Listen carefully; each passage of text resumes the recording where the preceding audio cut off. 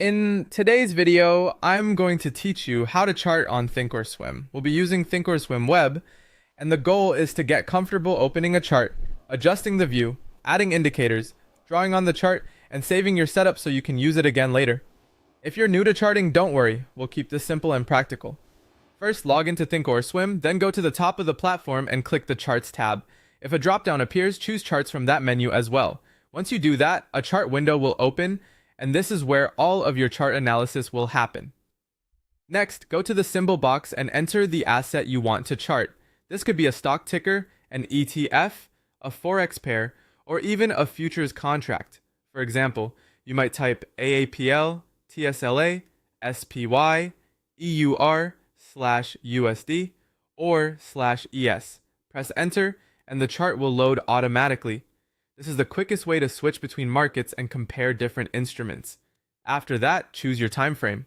Click the time frame selector near the top of the chart. Your choice here should match your trading style.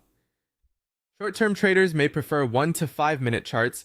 Day traders often use 5 to 15 minute charts. Swing traders typically look at 1 to 4 hour charts, and longer-term investors usually prefer daily or weekly charts.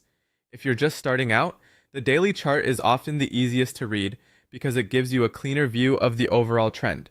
Now let's change the chart type. Click Style, then Chart Type. You'll see several options including candlestick, bar, line, area, and Heiken Ashi. Candlestick charts are the most popular because they show open, high, low, and close prices in a very visual way, which makes price movement easier to interpret. To add technical indicators, click Studies, and then Add Study. You can choose from trend indicators like moving average and exponential moving average, momentum indicators like RSI and MACD, or volatility tools like Bollinger Bands and ATR. As an example, you can click Studies, search for RSI, select Relative Strength Index, and then click Apply. The indicator will appear below the main chart.